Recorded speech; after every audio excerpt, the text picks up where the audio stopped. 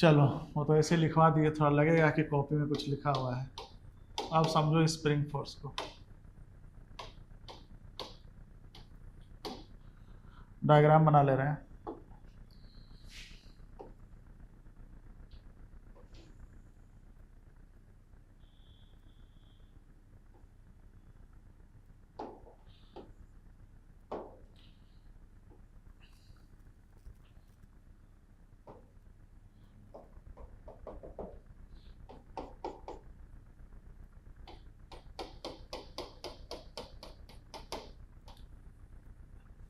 पहले spring force का एकदम बेसिक समझो क्या होता है। सबसे पहले तो स्प्रिंग फोर्स में हम लोग जो पढ़ रहे हैं, ये आइडियल स्प्रिंग पढ़ रहे हैं। आइडियल स्प्रिंग किसको बोलते हैं? आइडियल स्प्रिंग बोलते हैं mass of spring tends to 0, और जो हुक्स लॉ को फॉलो करता है, जो हुक्स लॉ को फॉलो करता है आइडियल स्प्रिंग। ठीक है, हुक्स लॉ को फॉलो करता है। तो हुक्स लॉ क्या है? हुक्स लॉ क्या है इसको भी थोड़ा समझेंगे। कोई भी इलास्टिक मटेरियल पे जब हम फोर्स लगाते हैं तो जिस इलोंगेशन या कंप्रेशन तक, मान लो ये इसको फोर्स लगा के हम एक्सटर्नल फोर्स लगा के इस एंड को हम इलोंगेट कर दिए, कितना x, या हम एक्सटर्नल फोर्स लगाकर इसको कंप्रेस कर दिए, ठीक है ना, इसको हम लोग कंप्रेस कर दिए x यहाँ पे कंप्रेशन है और x यहाँ पे इलोंगेशन है, ये इलोंगेशन है। तो ये फ्री एंड है स्प्रिंग का, ये फ्री एंड है। फ्री एंड किसको बोलते हैं? मतलब ये स्प्रिंग का नेचुरल लेंथ है, यहाँ से यहाँ तक। नेचुरल लेंथ को कुछ बोल दो एल, ठीक है, एल यहाँ पे नेचुरल लेंथ है। मतलब स्प्रिंग ना कंप्रेस है ना इलोंगेटेड पोजीशन में है, ठीक है, और ये इसका फ्री एंड है। फ्री एंड से अगर हम स्प्रिंग को एक्स कंप्रेस कर रहे हैं या इलोंगेट कर रहे हैं कोई एक्सटर्नल फोर्स लगाकर, तो फोर्स जिस रीजन तक डिस्प्लेसमेंट के प्रोपोर्शनल होता है, हुक्स लॉ क्या बोलता है कि जब किसी मेटल को हम कंप्रेस या इलोंगेट करते हैं तो मेटल में जो कंप्रेशन और इलोंगेशन होता है उसका बिहेवियर कंप्रेशन या इलोंगेशन के साथ चेंज करता है। तो जहां तक लीनियरली चेंज करता है, मतलब जहां तक फोर्स और इसके अंदर, यानी इसके अंदर जो स्प्रिंग फोर्स क्रिएट हुआ एक्सटर्नल फोर्स लगाने से, उसी तरह मेटल के अंदर जो स्ट्रेस फोर्स क्रिएट हुआ, मेटल में उसको स्ट्रेस फोर्स बोलते हैं, स्प्रिंग में स्प्रिंग फोर्स बोलते हैं। तो जिस कंप्रेशन या इलोंगेशन तक फोर्स और डिस्प्लेसमेंट प्रोपोर्शनल होते हैं उसको बोलते हैं कि वो हुक्स लॉ को फॉलो कर रहा है। मतलब एक पार्टिकुलर रीजन तक दोनों प्रोपोर्शनल होता है, तुम जितना लगाओगे वो उतना ही लगाएगा फोर्स। मतलब स्प्रिंग फोर्स जो है वो हम ऐसा बोल सकते हैं कि प्रोपोर्शनल टू डिस्प्लेसमेंट है, मतलब एक्स जितना होगा फोर्स उतना होगा, लेकिन इसका एक रीजन है, उसके बाद ऐसा नहीं होता है। स्प्रिंग में तो हमेशा ऐसा होगा चूंकि आइडियल स्प्रिंग पढ़ रहे हैं, लेकिन मेटल में ऐसा नहीं होता है। तो मेटल में एक हुक्स लॉ की प्रॉपर्टी है जो स्प्रिंग भी फॉलो करता है, यानी स्प्रिंग जो हम लोग आइडियल स्प्रिंग पढ़ रहे हैं वो हुक्स लॉ पे बेस्ड है, इसको बस ध्यान में रखना है, क्योंकि स्प्रिंग भी एक मेटल का मटेरियल है। स्प्रिंग मेटल है ना, स्प्रिंग मेटल का है, ऑब्वियस ये भी मेटल का है। तो जिस इलोंगेशन तक हुक्स लॉ को फॉलो करता है वही स्प्रिंग फोर्स है। मतलब फोर्स डिस्प्लेसमेंट के लीनियरली वैरी करेगा, हमेशा ध्यान रखना। यहाँ पे एक्स कंप्रेशन हो सकता है या इलोंगेशन हो सकता है उज्ज्वल, ठीक है। और माइनस साइन क्या बताता है कि फोर्स जो है वो डिस्प्लेसमेंट के अपोजिट है। मतलब तुम देखो ना, मतलब अगर हम स्प्रिंग को कंप्रेस कर रहे हैं, अगर हम लोग स्प्रिंग को कंप्रेस कर रहे हैं तो स्प्रिंग फोर्स देखो इस डायरेक्शन में लग रहा है। अगर हम इलोंगेट कर रहे हैं तो स्प्रिंग फोर्स हमेशा इलोंगेशन या कंप्रेशन के अपोजिट जाएगा। क्यों? क्योंकि स्प्रिंग चाहता है अपने नेचुरल लेंथ पर रहना, वो उसका फंडामेंटल राइट है, वो उसका इक्विलिब्रियम पोजीशन है। हाँ रहो ना, अपने पोजीशन से वो डिस्प्लेस नहीं होना चाहता है। तो अगर हम उसको खींचेंगे तो हमारे हैंड को अपनी तरफ खींचेगा, मतलब फ्री हैंड की तरफ आना चाहेगा वो। मतलब अपने नेचुरल लेंथ को रिगेन करना चाहेगा। नेचुरल लेंथ को रिगेन करने के लिए उसको जिस डायरेक्शन में फोर्स लगाना पड़ेगा वो उसी डायरेक्शन में लगाएगा। ठीक है, तो नेचुरल लेंथ को रिगेन करने के लिए ऑब्वियस है कि उसको डिस्प्लेसमेंट के अपोजिट जाना है, क्योंकि हम कंप्रेस इलोंगेट करेंगे तो वापस आएगा, कंप्रेस करेंगे तो वापस जाएगा। हाँ रहे हो ना, तो इसलिए माइनस साइन यहाँ स्प्रिंग फोर्स का डायरेक्शन को रिप्रेजेंट कर रहा है, ये डायरेक्शन बताने का काम कर रहा है। एफबीडी में चाहो तो तुम, जैसे हम स्प्रिंग फोर्स जब लिखते हैं एफबीडी में, तो सीधा स्प्रिंग फोर्स हम kx लिखेंगे और एफबीडी में फोर्स दिखा देंगे, माइनस साइन लिखने की जरूरत नहीं है। माइनस साइन यहाँ डायरेक्शन को रिप्रेजेंट करता है, अगर हम डायरेक्शन दिखा दिए तो हमको माइनस साइन लगाने की जरूरत नहीं है। क्लियर है? ठीक है, तो इतना तो हो गया बेसिक बात कि स्प्रिंग फोर्स जो है वो डिस्प्लेसमेंट के प्रोपोर्शनल होता है। ठीक है, अब देखो, एक हमने बोला स्प्रिंग कांस्टेंट, क्या बोला? Spring constant.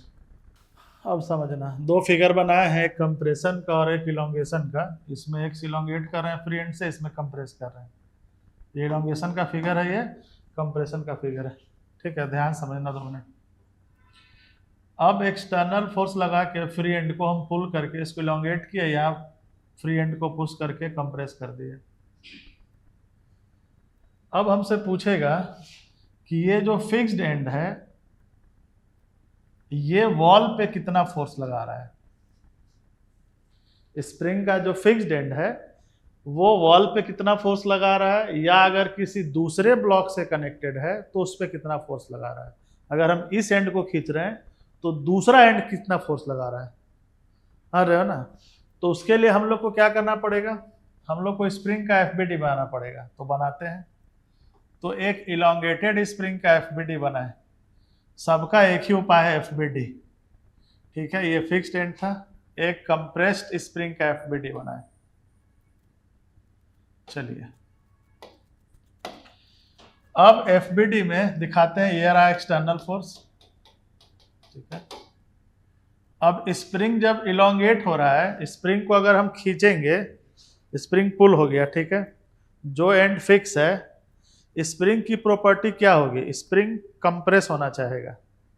मतलब जो दोनों एंड है वो दोनों एंड अंदर की तरफ फोर्स लगाएगा, बाहर की तरफ नहीं। ये तो कॉमन से समझ में आ रहा है ना।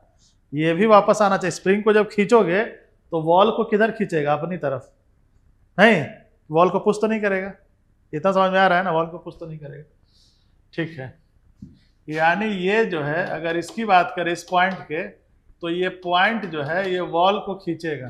ठीक है, तो वॉल को अगर अंदर की तरफ खींचेगा तो वॉल इसको बाहर की तरफ खींचेगा, नहीं, न्यूटन थर्ड लॉ। यानी वॉल जो है स्प्रिंग के इस एंड पे, हम बार ध्यान सुनना, वॉल जो है स्प्रिंग के इस एंड को इस डायरेक्शन में पुल करेगा। इस फोर्स का नाम दे देते हैं एफ। ठीक है, उसी तरह ये वाला एंड भी कंप्रेस्ड हो गया है ना, तो ये खुलना चाहेगा, नहीं। स्प्रिंग को जब तुम इसमें क्या किए, स्प्रिंग को जब कंप्रेस किए हो तो स्प्रिंग खुलना चाहेगा, नहीं, हम वॉल को धक्का देगा बाहर की तरफ। यानी वॉल को धक्का देगा बाहर की तरफ, तो वॉल इस पे फोर्स लगाएगा अंदर की तरफ, और इधर एक्सटर्नल फोर्स किधर है, ये बना लिए दोनों एफबीडी। अब इसका इक्वेशन ऑफ मोशन लिखेंगे। ठीक है, तो लिखते हैं स्प्रिंग का एफबीडी बन गया। ये फंडामेंटल कॉन्सेप्ट बता रहे हैं, क्योंकि इसी पे क्वेश्चन एडवांस बनाएगा। कॉन्सेप्ट तो यही रहता है फिजिक्स में, अब बस पैटर्न बदल जाता है। हाँ रहो ना, ब्लॉक जोड़ देगा, ये कर देगा, वो कर देगा, बट करना यही है। ठीक है, अब इसका एफबीडी बना है स्प्रिंग का, तो एफ एक्सटर्नल, ठीक है, F external minus F, spring के पास कोई एक्सेलरेशन है, मान लो खींच रहे हैं, स्प्रिंग एक्सीलरेट हो रहा होगा। ठीक है, मान लेते हैं इस डायरेक्शन में स्प्रिंग एक्सीलरेट हो रहा है, इसमें कंप्रेस कर रहे हैं तो इस डायरेक्शन में स्प्रिंग मान लो एक्सेलरेट हो रहा होगा। तो मास of spring into acceleration of spring, तो स्प्रिंग कैसा है, मासलेस, तो 0। इस केस में भी सेम कॉन्सेप्ट हो जाएगा, तो इस केस में वही लिखेंगे, F external minus F equal to 0। मतलब हम जो फ्री एंड को जितने फोर्स से पुल या पुश कर रहे हैं, हम क्या देख रहे हैं, वो फोर्स ट्रांसमिट करके इस एंड को आ जा रहा है। देखे ना, दोनों, यानी हम जितना फोर्स इस एंड पे लगाए वही यहां तक पहुंच गया। देखो दोनों सेम हो गया, समझ में आया? मतलब स्प्रिंग अगर आइडियल हो तो फोर्स ट्रांसमिट कर जाता है। तुम जिस इस एंड को जितना फोर्स लगाओगे ऑटो पहुंच जाएगा उस एंड पे। लेकिन ऐसा कब होगा, जब स्प्रिंग मासलेस। ये एकदम कंपल्सरी कंडीशन। ठीक, इसको भी नोट करो। स्प्रिंग फोर्स जो है वो वेरिएबल नेचर का फोर्स है। दिख रहा है इक्वेशन से, कैसे? F इक्वल टू माइनस के एक्स, मतलब स्प्रिंग फोर्स जो है एक वेरिएबल फोर्स है, ये तो हम लोग को दिख रहा है। तो जब भी न्यूटन सेकंड लॉ अप्लाई करेंगे हम किस में लिखेंगे? डिफरेंशियल फॉर्म में। नहीं, किस में लिखना पड़ेगा? क्योंकि फोर्स तो कांस्टेंट है नहीं, तो F इक्वल टू ए में हम नहीं लिख सकते हैं। अब ध्यान से सुनना, कब लिख सकते हैं? अब यही कंप्रेस्ड या इलोंगेटेड फिगर में ही यहाँ पे बार बार क्यों बना है, यहीं पे एक ब्लॉक हम बना लेते हैं। रुक जाओ, यहीं पे एक हम ब्लॉक बना लेते हैं, ठीक है? या ठीक है, या रुको ना, अलग फिगर ही बना लेते हैं। रुक जाओ हटाओ इसको, एक नया फिगर बना लेते हैं, इसको हटाओ।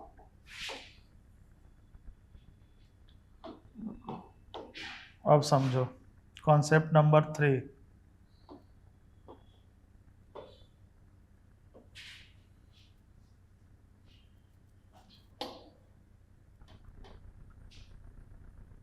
अब स्प्रिंग से मान लो कोई ब्लॉक अटैच्ड है m मास का, यही इसका नेचुरल लेंथ है, x इक्वल टू 0, यही इसका नेचुरल लेंथ है। अब हम क्या कर रहे हैं, एक्सटर्नल फोर्स लगाकर हम ब्लॉक को डिस्प्लेस कर दिए, ठीक है, कर दिए। कितना कर दिए? x, ठीक। एक एक्सटर्नल फोर्स लगाकर हमने ब्लॉक को डिस्प्लेस कर दिया x, ठीक। अब इसमें दो तरह से क्वेश्चन पूछता है स्प्रिंग फोर्स में, ध्यान से सुनना। स्प्रिंग फोर्स अगर वेरिएबल नेचर का हो तो इसमें दो तरह से क्वेश्चन क्रिएट किया जाता है। अगर हमसे t इक्वल टू 0 पे एक्सेलरेशन पूछेगा, t इक्वल टू 0 का मतलब जैसे ही ब्लॉक को छोड़े एक्सेलरेशन क्या होगा, एकदम पार्टिकुलर मोमेंट का पूछेगा। क्या पूछेगा? Particular moment. या तो t इक्वल टू 0 का पूछेगा या किसी पार्टिकुलर मोमेंट का एक्सेलरेशन पूछेगा। तो अगर किसी पार्टिकुलर, ध्यान सुनना एक एक वर्ड, किसी पार्टिकुलर मोमेंट का एक्सेलरेशन पूछ रहा है या t इक्वल टू 0 का पूछ रहा है कि जिस समय मोशन रिलीज किए उस मोमेंट पे एक्सेलरेशन क्या है, उस मोमेंट पे, क्योंकि उसके बाद पूरा खेल बदल जाएगा, ठीक है? जिस समय हम ब्लॉक को रिलीज किए उस मोमेंट पे एक्सेलरेशन क्या है या किसी पार्टिकुलर मोमेंट पे एक्सेलरेशन क्या है, एक कैटेगरी क्वेश्चन का ये रहेगा, ठीक है? इसमें हम लोग न्यूटन्स लॉ लिख सकते हैं F इक्वल टू m में। मतलब यहां स्प्रिंग फोर्स को हम लिख सकते हैं spring force equal to mass into acceleration, और यहां से हम एक्सेलरेशन फाइंड कर सकते हैं। यहां पे हमको डिफरेंशियल फॉर्म में लिखने की जरूरत नहीं है। अगर किसी t इक्वल टू 0 या किसी पार्टिकुलर, क्योंकि उस मोमेंट पे तो स्प्रिंग फोर्स फिक्स रहेगा ना, उस पार्टिकुलर मोमेंट पे, तो उस पार्टिकुलर मोमेंट पे इक्वेशन लिख सकते हैं, लेकिन ओवरऑल मोशन में नहीं लिख सकते हैं, क्योंकि ओवरऑल मोशन में स्प्रिंग फोर्स वैरी करेगा। यानी किसी हर एक अलग अलग इंस्टेंट पे पूछेगा, या पूछेगा कि यहां से यहां तक आने में इसको कितना टाइम लगा। अब ये एक्शन कांस्टेंट तो नहीं है, अब ये इक्वेशन यूज नहीं कर सकते। अब हमको इसको डिफरेंशियल फॉर्म में लिखना पड़ेगा। अगर पूछेगा इसको यहां से आने में कितना टाइम लगेगा, तो अब हमको लिखना पड़ेगा स्प्रिंग फोर्स कितना था, kx equal to m into V into dv by dx। अब यहां से निकालना पड़ेगा। पूछेगा कि यहां पे इसकी वेलोसिटी कितनी होगी, तो हमको यही इक्वेशन यूज करना पड़ेगा। क्यों? एक्सेलरेशन कांस्टेंट नहीं, अब बोलोगे कि सर ये तो पार्टिकुलर मोमेंट है, यहाँ पे अगर वेलोसिटी पूछेगा तो ये तो कोई पार्टिकुलर मोमेंट है, यहाँ पे ये इक्वेशन क्यों नहीं यूज कर सकते हैं? नहीं, पार्टिकुलर मोमेंट का मतलब ये हुआ कि वो सिचुएशन जस्ट जिस समय मोशन रिलीज किया गया है ना, उस समय की बात करें, कोई भी पार्टिकुलर मोमेंट नहीं ले सकते।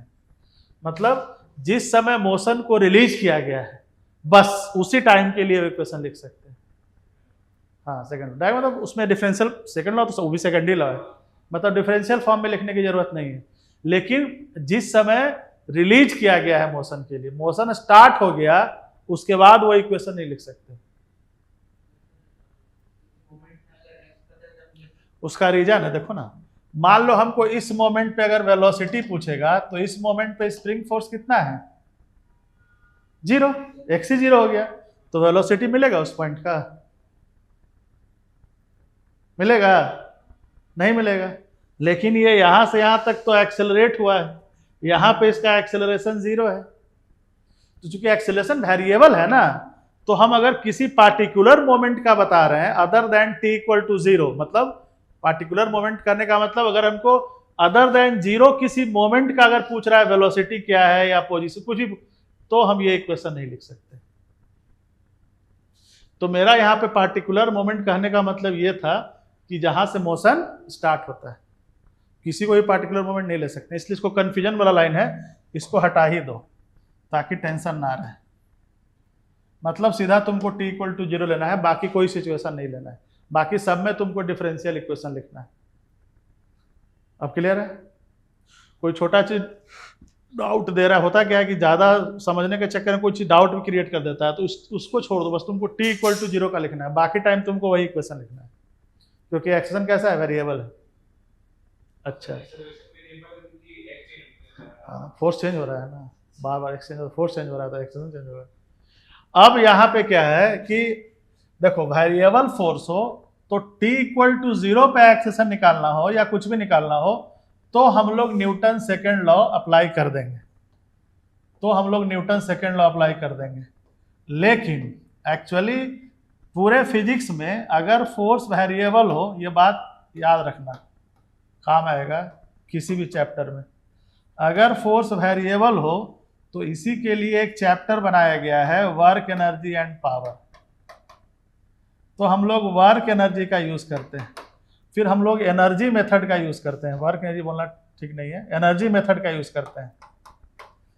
मतलब अगर फोर्स वेरिएबल हो तो फोर्स मेथड, पूरे फिजिक्स में प्रॉब्लम बनाने का 2 मेथड होता है पूरे फिजिक्स में, या तो फोर्स मेथड नहीं तो एनर्जी मेथड, और कोई मेथड नहीं होता है।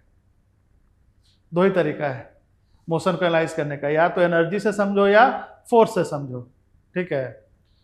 तो एनर्जी मेथड का यूज तब करते हैं जब फोर्स वेरिएबल हो, इससे अच्छा मेथड नहीं है। और अगर फोर्स कांस्टेंट हो तो इससे अच्छा मेथड नहीं है, कह रहे हो ना। बाकी कोई भी प्रॉब्लम दोनों मेथड से बनेगा, दोनों न्यूटन्स का ही लॉ है। वर्क एनर्जी थ्योरम भी न्यूटन्स, मतलब वो भी न्यूटन साहब बनाए, ये भी न्यूटन साहब बनाए, बट दोनों का प्रॉब्लम अप्रोच अलग अलग है, आ रहे हो ना। तो एनीवे अभी तो हम लोग ये वाला सिचुएशन देखेंगे इस चैप्टर में। इस जो चैप्टर अभी करंट चैप्टर चल रहा है उसमें तुमको सारा क्वेश्चन यही पूछा जाएगा। अभी इंस्टेंटेनियस सिचुएशन नहीं पूछा जाएगा, मतलब जिस समय मोशन रिलीज किया गया है उस समय का ही क्वेश्चन इस चैप्टर में पूछा जाएगा। सुन रहे हो क्या बोल रहे हैं? ठीक है, इसको ध्यान रखना। अब देखो, इसको कंप्लीट कर लेते हैं। अब हम लोग को निकालना था कि यहाँ पे वेलोसिटी कितनी होगी जब वो नेचुरल लेंथ पे आएगा। पूछ सकता है कि जब वो नेचुरल लेंथ गेन करेगा तो वेलोसिटी कितनी होगी। तो यहाँ से यहाँ तक इसका मोशन कैसा है? एक्सेलरेटेड है, बट जो वेलोसिटी का चेंज रेट है वो कम होता जा रहा है। नहीं सॉरी, चेंज रेट कम नहीं होता जा रहा है, मतलब बता रहे हैं क्या बोलना चाह रहे हैं। जैसे एक्सेलरेशन जो है, एक्सेलरेशन कम हो रहा है, वेलोसिटी हमेशा इंक्रीज कर रहा है। हाँ, इंक्रीज जो करने का रेट है वो कम हो रहा है। जो बढ़ाने का दर है वो कम हो रहा है, बट वेलोसिटी बढ़ रहा है थ्रू आउट। समझ क्या बोल रहे हैं ना? तो अब यहाँ पे वेलोसिटी मैक्सिमम होगा और एक्शन क्या है, जीरो। क्यों? स्प्रिंग फोर्स वहां पे जीरो हो जाएगा, क्योंकि यहाँ पे एक्स जीरो हो जाएगा, नेचुरल लेंथ पे आ गया। तो अब इक्वेशन क्या लिखेंगे, ये वाला, इसको सॉल्व कर देंगे। तो K X into D X M V D X, integrate कर दिया दोनों साइड। एम वी डी भी था ना, ये डी भी था, ये डी भी था, ठीक है। D V by D X तो कर ही दिए, दोनों साइड इंटीग्रेशन ले लिए। तो x इक्वल टू एक्स पे वेलोसिटी जीरो था और x इक्वल टू जीरो पे भी निकालना है। तो पता चल गया उस पॉइंट पे वेलोसिटी कितना है। आ रहे हो ना? बस इसको इंटीग्रेट कर दिए। नोट कर लो इसको। कॉन्सेप्ट नंबर 4 स्प्रिंग में, ये ही इसी कॉन्सेप्ट पे क्वेश्चन इस चैप्टर में पूछा जाता है, जो आप बता रहे हैं सबसे इंपॉर्टेंट कॉन्सेप्ट है।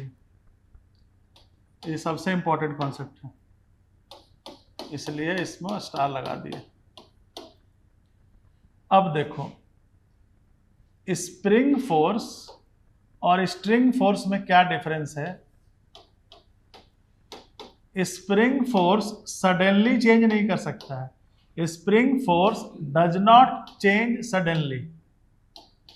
ये वर्ड जो है ना, इस पे तो ऐसा ऐसा क्वेश्चन बनेगा ना, दिमाग हिल जाएगा।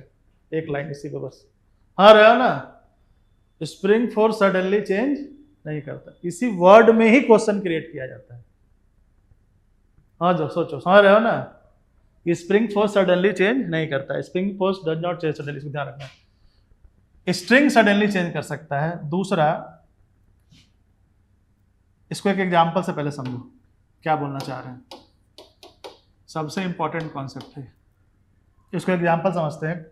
मान लो एक स्ट्रिंग ब्लॉक सिस्टम लिया, एम मास का, इसके ऊपर दूसरा ब्लॉक रख दिया एम। चलिए, ये रहा स्ट्रिंग, और इसकी जगह अब एक स्प्रिंग लगा दिया स्ट्रिंग की जगह। अरेंजमेंट वही है, ये एम और ये स्मॉल एम। दोनों में समझो क्या डिफरेंस है। अब इसका एफबीडी बनाते हैं। पूरा सिस्टम इक्विलिब्रियम में है। इक्विलिब्रियम में भी कैसा? तो स्टैटिक इक्विलिब्रियम में है। इसको स्टैटिक इक्विलिब्रियम में हम कैसे ले गए उसको समझो। स्प्रिंग जो है ये ऐसे रहेगा, इलांगेटेड पोजीशन में होगा ये, तो वेट की वजह से नीचे गया होगा ना। तो हम किए क्या, इसके नीचे हाथ लगाए अपना, किसी ब्लॉक के नीचे। जब स्प्रिंग नेचुरल लेंथ पे था तो उसमें एक ब्लॉक अटैच किए, उसके ऊपर ब्लॉक रखे और नीचे हाथ रख दिए। नहीं रखते तो सडनली नीचे चला जाता। सडनली नीचे मतलब एमजी की वजह से एक्सीलरेट कर जाता ब्लॉक।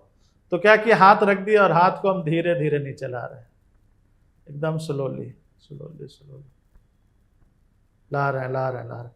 हमको लगा, अब हमको लग रहा है मेरे हाथ पे फोर्स कम लग रहा है। क्यों? क्योंकि स्प्रिंग फोर्स इसको खींच लिया। स्प्रिंग फोर्स बढ़ता जा रहा होगा ना, जैसे जैसे डिस्प्लेसमेंट बढ़ रहा होगा ऊपर का फोर्स बढ़ता जा रहा होगा। हमको लगा कि अब हाथ हटा लेंगे तब भी ये नहीं मूव करेगा। नहीं, क्यों? स्प्रिंग फोर्स कंटिन्यूअसली बढ़ रहा होगा, डिस्प्लेसमेंट नीचे की तरफ बढ़ रहा था। तो एक टाइम आएगा जब स्प्रिंग फोर्स इसको बैलेंस कर लेगा, ठीक है। यानी ये इलांगेटेड पोजीशन में है और सिस्टम कैसा है, कंप्लीट रेस्ट में है। यानी इक्विलिब्रियम में तो है लेकिन कैसा है, स्टैटिक है। अब दोनों का एफबीडी बना है, तो ये रहा सिस्टम। टेंशन फोर्स कितना हो जाएगा, टेंशन फोर्स हो गया m प्लस एम इंटू जी। नहीं, ये रहा टेंशन फोर्स। स्प्रिंग फोर्स, तो स्प्रिंग भी खींचेगा ऊपर की तरफ, ठीक है। तो स्प्रिंग फोर्स कितना होगा, दोनों के वेट के इक्वल। तो स्प्रिंग फोर्स भी यहाँ पे हो गया m प्लस एम इंटू जी। चलिए यहां तक तो दोनों सिमिलर है। अब क्या किए, इसको गिरा दिए उस पे से, ब्लॉक को हल्का सा करके गिरा दिए, बॉल को टच करके ब्लॉक को टच करके गिरा दिए। जैसे ही ब्लॉक गिरेगा तुम गिराओगे और टेंशन बदल जाएगा, टी सीधा एमजी हो जाएगा। तुम ब्लॉक गिराओगे, इसमें टेंशन एमजी हो गया, टेंशन सडनली चेंज कर गया, तुमको समझ में भी नहीं आया, लग गिरा टेंशन एमजी। बात को समझो, बतना जोड़ दे रहे हैं, मतलब कॉन्सेप्ट है, रहे हो ना। ब्लॉक को गिराया और टेंशन mg।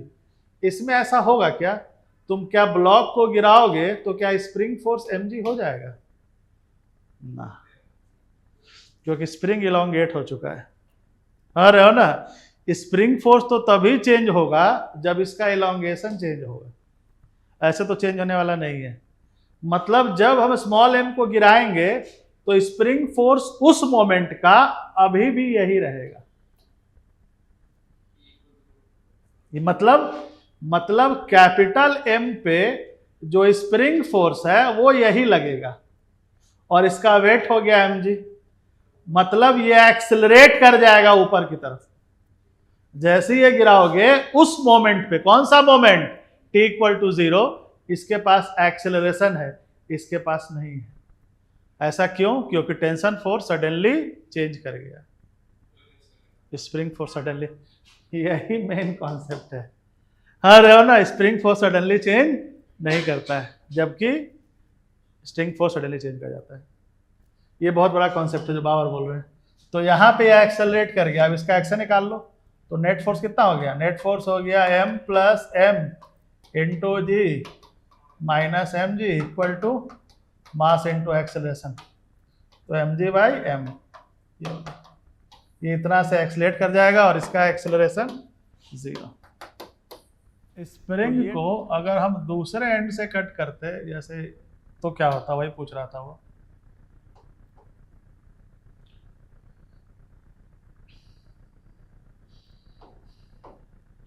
ये मान लो, चलिए ये रहा natural length x equal to 0 और हमने इसको x इलोंगेट किया, कोई एक्सटर्नल फोर्स लगाकर, ध्यान से सुनना, स्प्रिंग कांस्टेंट k है, ठीक, स्प्रिंग कांस्टेंट k है और हमने क्या किया, इसको एक्सटर्नल लगा के इलोंगेट किया, ठीक है। अब तुमसे पूछेगा कि जैसे ही फोर्स रिमूव करेंगे, पहला क्वेश्चन, दो क्वेश्चन पूछेगा। पहला पूछेगा जैसे ही फोर्स रिमूव करेंगे ब्लॉक के पास एक्सेलरेशन क्या होगा। अब यहां पे न्यूटन सेकेंड लॉ लिख सकते हैं, spring force equal to mass into acceleration. तो उस मोमेंट का एक्सेलरेशन हो गया ये, मतलब ये इस एक्सेलरेशन से एक्सेलरेट कर जाएगा इस डायरेक्शन। उस मोमेंट का लिख सकते हैं T equal to 0, T equal to 0 पे इक्वेशन, ठीक। अब बोलेगा कि एफ एक्सटर्नल रिमूव किए, दो कैंची रख रखे थे, दोनों साइड एक साथ कट कर दिए, मतलब एक्सटर्नल फोर्स भी गया, इधर से वॉल का कनेक्शन भी गया, दोनों साइमल्टेनियस किए, मतलब दोनों एक ही मोमेंट पे किए। स्प्रिंग इलोंगेटेड पोजीशन में था, उधर फोर्स को कट किए, इधर स्प्रिंग को कट किए, वॉल से कनेक्शन उसका। अब बोलेगा कि इसका एक्सेलरेशन क्या होगा, वह भी। अब बोलेगा कि कैपिटल एम का एक्सेलरेशन उस मोमेंट पे क्या होगा, मतलब टी इक्वल टू 0, क्या होगा 0, क्या होगा 0। क्यों, अब यहां पे स्प्रिंग फोर्स सडनली चेंज कर जाएगा। एक ही केस में चेंज करेगा जो पूछ रहा था तुम, स्प्रिंग फोर्स अगर सडनली चेंज कर गया तो स्प्रिंग फोर्स 0 हो जाएगा और कोई ऑप्शन नहीं है अगर सडनली चेंज करता है, नहीं तो सडनली चेंज ही नहीं करेगा। अब यहां पे तुम जैसे ही कट करोगे उसको टाइम लगे, तुरंत पहुंच जाएगा नेचुरल पोजीशन पे। वो बेचारा खड़े सोचते ही रह जाएगा कि मूव करें, तब तक तो स्प्रिंग फोर्स ही 0। हाँ, वो मास टुवर्ड्स मास चला गया, फ्री एंड नेचुरल लेंथ की तरफ चला गया। मास बेचारा मूव करने के लिए सोचेगा कि स्प्रिंग फोर्स 0, खड़ा का खड़ा ही रह जाएगा। हाँ रहे हो ना, तो इसका एक्सेलरेशन 0, ठीक है। चलिए, तो ये ध्यान रखना कि स्प्रिंग फोर्स सडनली चेंज नहीं करता है। क्या, स्प्रिंग का एक्सेलरेशन रहेगा, लेकिन स्प्रिंग आइडियल है ना, तो हमको उससे मतलब नहीं है। हाँ रहे हो ना, मास रहेगा तो एक्सेलरेट करेगा, ठीक, नोट कर लो इसको। फिर ब्लॉक लिया, फिर स्प्रिंग लिया, फिर ब्लॉक लिया, दोनों ब्लॉक का मास सेम है, ठीक। इसको ए बोल देते हैं, इसको बी बोल देते हैं। स्प्रिंग अभी नेचुरल लेंथ पे, या नेचुरल लेंथ पे नहीं, इक्विलिब्रियम में। अब ध्यान से सुनना, पूरा सिस्टम इक्विलिब्रियम में, वो भी कैसा, रेस्ट में। इक्विलिब्रियम भी कैसा, रेस्ट में। अब कभी भी स्प्रिंग फोर्स का क्वेश्चन इस चैप्टर में पूछेगा तो ध्यान रखना, खासकर जिसमें न्यूटन सेकंड लॉ अप्लाई करना हो। सबसे पहले आप एफबीडी बनाएंगे इक्विलिब्रियम पोजीशन का, मतलब जो क्वेश्चन गिवन रहेगा उस गिवन मोमेंट का पहले आप एफबीडी बनाएंगे। लिख देते हैं, गिवन मोमेंट का आप एफबीडी बनाएंगे। पहले बना लो, पहले देख लो कौन कौन फोर्स किसको बैलेंस करके रखा है, वो जानना पहले जरूरी है, ठीक है। तो पहला काम ये करेंगे फर्स्ट। उसके बाद अब तुमसे क्वेश्चन पूछेगा, तो अब जब पूछेगा तो या तो स्प्रिंग को कट कर देगा या स्ट्रिंग को कट कर देगा, यही इसमें क्वेश्चन पूछा जाता है। ध्यान सुन लो पहले, या तो स्प्रिंग कट कर देगा या स्ट्रिंग कट कर देगा, यही दो कैटेगरी जनरली इस चैप्टर क्वेश्चन पूछता है। तो कट करने के बाद तुमको क्या करना है, स्प्रिंग फोर्स सडनली चेंज नहीं करता है, इसकी प्रॉपर्टी यूज करनी है। और एफबीडी तुम पहले से बनाए रखे रहोगे, तो जो पोर्शन कट हुआ है तुमको समझ में आ जाएगा कि कहां फोर्स अनबैलेंस्ड हो रहा है और कहां अभी भी बैलेंस्ड है, वो तुमको समझ में आ जाएगा अगर पहले से एफबीडी बना रहेगा तो। ठीक है, स्टार्ट। इसमें बताना है, बता रहे हैं क्या, दो केस लेना है। केस वन, जब स्ट्रिंग को कट किए, केस टू, जब स्प्रिंग को कट किए। दोनों केस में बताना है ब्लॉक्स का एक्सेलरेशन क्या होगा। दोनों सेपरेट केस लेना है, एक ही साथ मत करना। दोनों क्या है, सेपरेट केस। और थर्ड केस में दोनों कट कर देना एक साथ, वो भी ले लो। ठीक है, केस 3 में दोनोदोनों एक साथ कट कर दिए, स्ट्रिंग भी और स्प्रिंग भी, स्ट्रिंग और स्प्रिंग दोनों को बोथ कट साइमल्टेनियसली। ये थर्ड केस लेना। तीनों केस में बताओ ब्लॉक्स का एक्सेलरेशन क्या होगा। चलिए पहला केस देखते हैं, ये भी अच्छा एग्जांपल है, बेसिक एग्जांपल है। बोल रहा है स्ट्रिंग को कट करेंगे तो दोनों ब्लॉक का एक्सेलरेशन क्या होगा। तो हमने क्या बोला, पहले एफबीडी बना लो कट करने से पहले का, मतलब जो सिचुएशन गिवन था। तो सिचुएशन गिवन था उसका एफबीडी पहले बना लेते हैं। चलिए, तो ये रहा एम,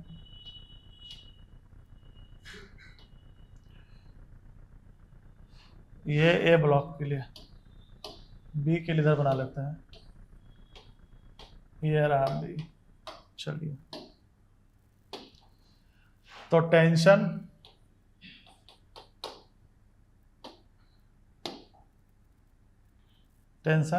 और क्या लगेगा, इसका वेट स्प्रिंग इलोंगेटेड पोजीशन में होगा, स्प्रिंग खींचा हुआ होगा तो ब्लॉक, रुक जाओ उज्जवल बताएगा, ब्लॉक को स्प्रिंग फोर्स ऊपर फोर्स लगाएगा कि नीचे लगाएगा, मतलब स्प्रिंग ब्लॉक को ऊपर फोर्स लगा रहा होगा या नीचे लगा रहा होगा। किधर लगाया भाई, नीचे ना, ऊपर कैसे लगाएगा। तो स्प्रिंग तो इलोंगेटेड पोजीशन में है तो कंप्रेस होना चाहेगा ना, हमेशा दिमाग लगाओ ना, स्प्रिंग बनाना दिमाग में फिगर। तो ऊपर से नीचे खींचेगा, नीचे वाले को ऊपर खींचेगा, तभी तो नेचुरल लेंथ पे आएगा ना। स्प्रिंग का दोनों फ्री हैंड ये है ना, तुम दोनों फ्री हैंड पे ब्लॉक लगा दी और स्प्रिंग को तुम इलोंगेट कर दी तो वापस आना चाहेगा ना। डाउट है, यानी स्प्रिंग जब इलोंगेटेड, डाउट तो बोलना, स्प्रिंग इलोंगेटेड पोजीशन में किधर लगाएगा, नीचे लगाएगा। ठीक है, चलिए इस पे स्प्रिंग फोर्स ऊपर और इसका नीचे। पहले तो एफबीडी बना लिए, अब जिस क्वेश्चन का आंसर कहेगा हम लोग दे सकते हैं। एफबीडी अगर गलत बनाएंगे तो आंसर नहीं दे सकते। अब स्ट्रिंग को कट किया, तो स्ट्रिंग को कट कर देते हैं, स्ट्रिंग को कट कर दिया तो इसका इक्विलिब्रियम तो गड़बड़ हो गया नहीं। अब ये बेचारा अनबैलेंस्ड फोर्स आ गया, ऊपर कोई फोर्स ही नहीं बचा, तो ए तो एक्सेलरेट कर जाएगा, क्लियर कट है। इसके पास तो एक्सेलरेशन होगा, मान लेते हैं एक्सेलरेशन इसका है, तो क्या लिखेंगे, spring force plus weight equal to mass into acceleration. और इसके कट होने से स्प्रिंग फोर्स सडनली चेंज करेगा ना, फर्क नहीं पड़ेगा उसको। अभी तो ये नीचे आएगा, इलोंगेशन चेंज होगा, तब वो चेंज होगा। उस मोमेंट पे तो कुछ नहीं होने वाला है। मतलब बी का इक्विलिब्रियम चेंज नहीं हो रहा है, मतलब बी का एक्सेलरेशन 0, मतलब बी का एक्सेलरेशन 0। और स्प्रिंग फोर्स कितना है, mg, तो यहां पुट कर दिया mg, 2mg, तो एक्सेलरेशन कितना हो गया 2g, मतलब 2g से नीचे आएगा ये। पहला किसका किसका सही था, ठीक, समझ गए ना, और समझ गए ना उज्जवल। अब सेकंड केस, तुमको फर्स्ट केस में डाउट था ना जी प्रज्वल, अब समझ गया ना, फर्स्ट केस में डाउट था ना, सेकंड केस में था। अब स्प्रिंग को कट करो, लो स्प्रिंग को दिया हमने कट कर, तो इसका इक्विलिब्रियम तो गड़बड़ा गया। कहीं से भी काटो, स्प्रिंग को तो 0 हो जाएगा, कहीं से भी कट करो। तुम इधर से कट करो, या यहाँ कट करो, या यहाँ कट करो, यहाँ करो, यहाँ करो, यहाँ करो, यहाँ करो, यहाँ करो, यहाँ कहीं से कट करो, उससे क्या मतलब है। अरे तुम जिधर से कट करोगे स्प्रिंग फोर्स सडनली 0, तुम मान लो इधर से कट करोगे सीधा स्प्रिंग फोर्स 0 नहीं, हाँ स्प्रिंग फोर्स 0, इलोंगेशन ही खत्म हो जाएगा ना स्प्रिंग में। तुम कट कर दोगे खाली खत्म, अभी तो बताया था इससे पहले।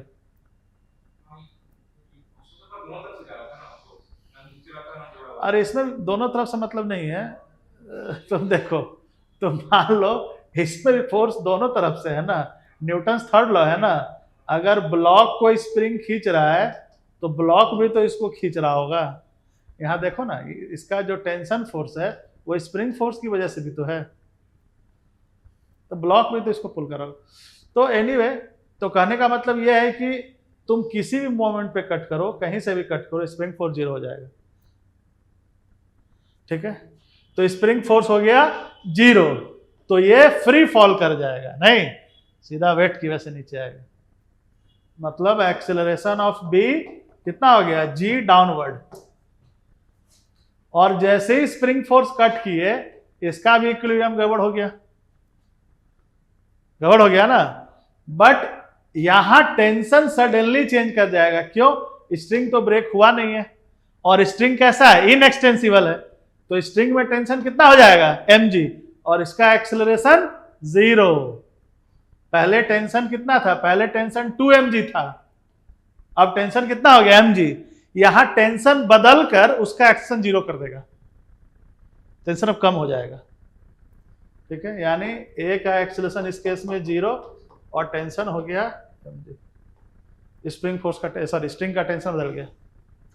थर्ड केस, दोनों कट कर दिए, दोनों फ्री फॉल कर जाएगा, दोनों जी से गिरेगा, सोचना क्या है।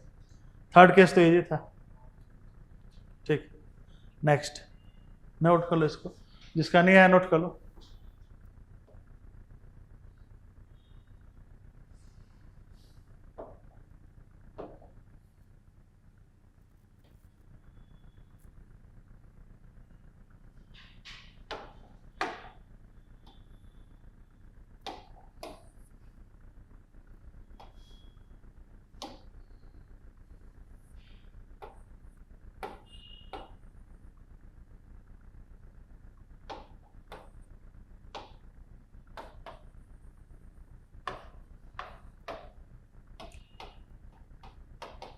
वन kg, 2 kg, 3 kg, इसको कट कर दिया। सिस्टम इक्विलिब्रियम में था, वो भी कैसा था, रेस्ट में था।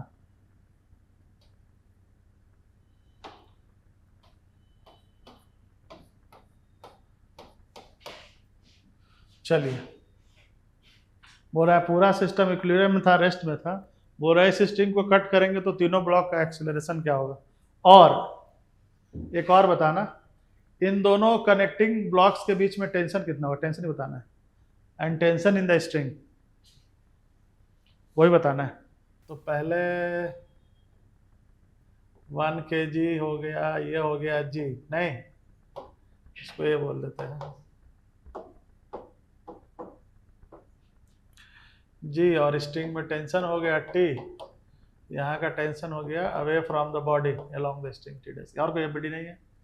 चलिए बी का, बी ब्लॉक का एफबीडी, ये हो गया 2G, स्प्रिंग फोर्स नीचे खींचा, टेंशन ऊपर खींचा, यही है ना, और 3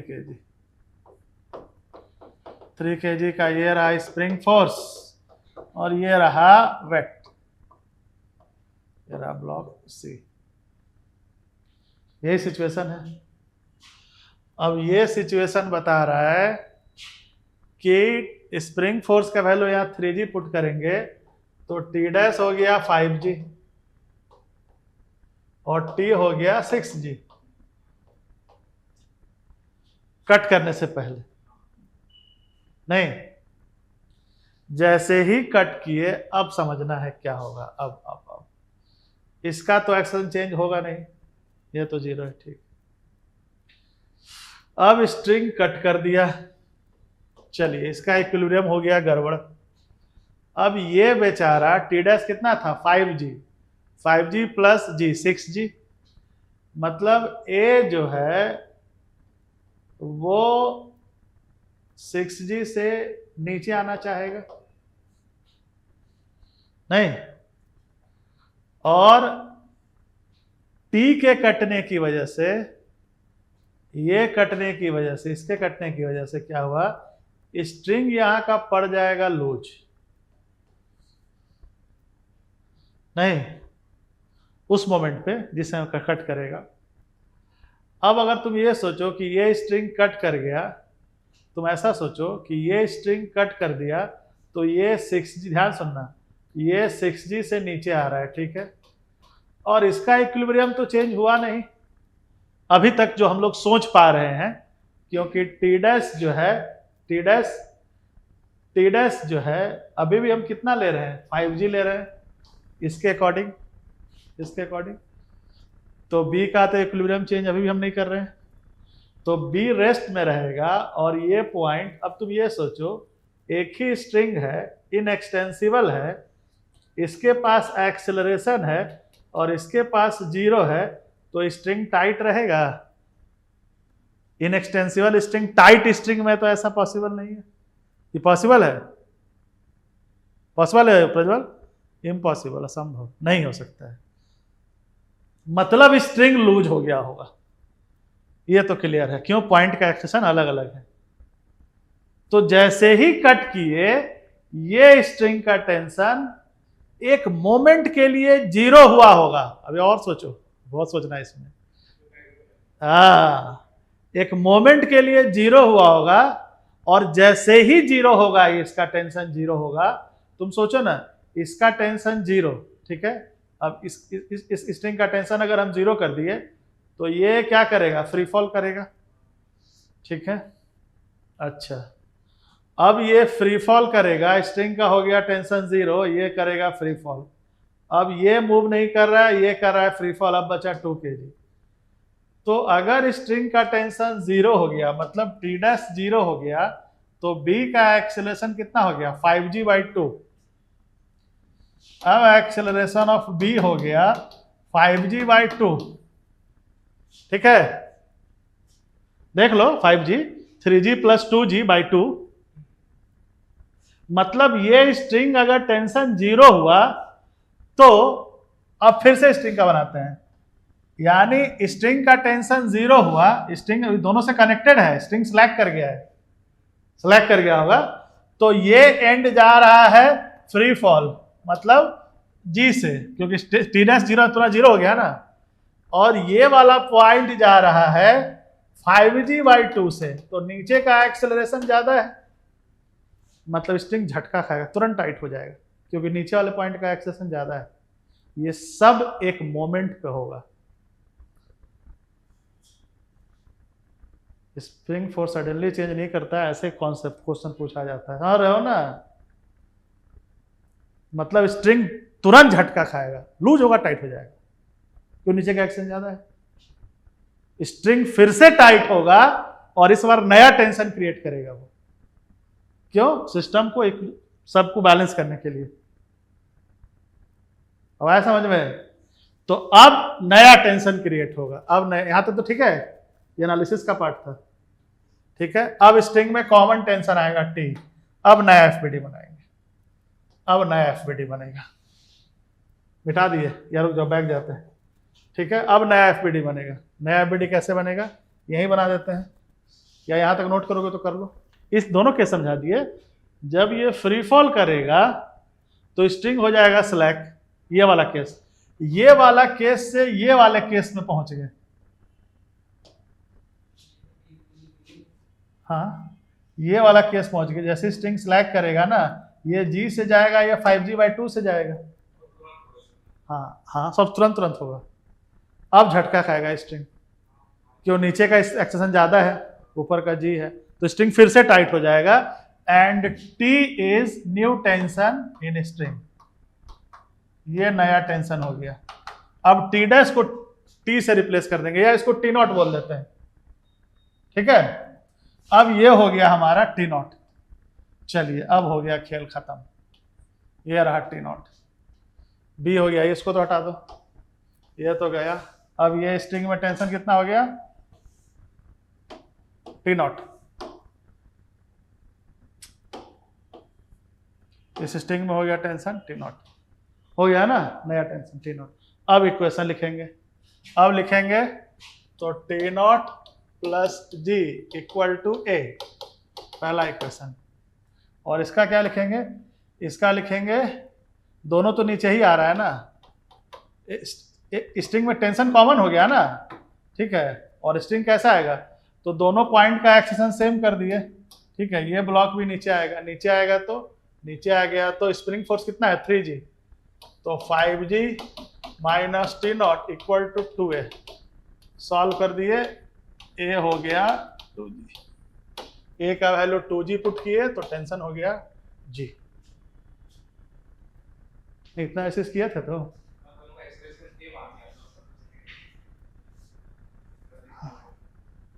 अब समझे क्या किए?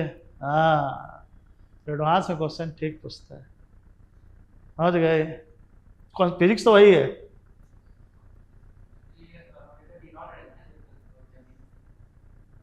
क्या? किसका? बाद का क्या होगा छोड़ो ना, पहले आप समझ गया, नोट करो पहले, आते बताते हैं बाद में क्या होगा।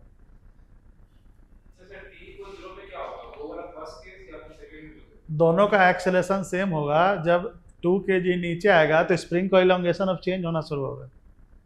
अब C का भी इक्विलिब्रियम गड़बड़ाना शुरू होगा, क्योंकि नीचे का फोर्स अब ज़्यादा हो जाएगा, ऊपर का फोर्स कम हो जाएगा, क्योंकि स्प्रिंग का इलोंगेशन चेंज होना शुरू हो जाएगा। अब सब बदलना शुरू हो जाएगा। सब T इक्वल टू 0 का सीन है। ये पूरा T इक्वल टू 0 डिस्कस किए हैं, उसके बाद पूरा सीन खत्म, पूरा सीन ही अलग टाइप का हो जाएगा। हाँ, निचला के इक्विलिब्रियम गड़बड़ा जाएगा ना फिर। तो नया टेंशन आ गया T, और अब दोनों का एक्सेलरेशन हो गया A, यही माने हैं। ये है change the acceleration. String inextensible है। टाइट स्ट्रिंग में दो एक्सेशन नहीं हो सकता है। अगर एक स्ट्रिंग दोनों ब्लॉक से कनेक्टेड है और स्ट्रिंग इनएक्सटेंसिबल है और टाइट है, तो दोनों ब्लॉक का एक्शन सेम होगा। ऑप्शन नहीं बचता उसके पास फिजिक्स के अकॉर्डिंग, क्यों? बॉडी रिजिड है। क्या है? अच्छा, इसी में दो केस अभी और ले लो। अब बीच वाले स्ट्रिंग को कट करो एक बार, और एक बार स्प्रिंग को कट करो, देखो तो क्या क्या हो रहा है। अभी दो केस और बचा हुआ है ना। बीच वाला स्ट्रिंग भी कट कर सकता था, कर लो, इजी केस हो जाएगा बीच वाला, इसीलिए वो वाला केस लिया था। बीच वाला स्ट्रिंग कट करेंगे तो देखो क्या होगा। बीच वाला स्ट्रिंग कट करेंगे तो 3 kg का तो कुछ नहीं होने वाला है, 2 kg एक्सेलरेट कर जाएगा, और 1A का एक्सेलरेशन 0 हो जाएगा। सब दिख रहा है नहीं? A का एक्सेलरेशन 0, C का एक्सेलरेशन 0, और B चला जाएगा कितने से? तो स्प्रिंग फोर्स कितना है 3G और इसका वेट कितना है 2G, 5G/2 यही होगा एक्सेलरेशन। हाँ रही हो ना, ये डाउट है। और ऊपर वाले स्ट्रिंग का टेंशन हो जाएगा, हाँ वही 10 न्यूटन हो जाएगा। ठीक है, समझ गया? चलो, इजी केस था बीच वाला। स्प्रिंग काटने में तो और इजी है। अरे स्प्रिंग कट कर दिया तो ये हो गया फ्री फॉल, ये दोनों जीरो, दोनों स्ट्रिंग का टेंशन बदल जाएगा। ये सब इजी केस है ना, इसीलिए ये केस लिया था।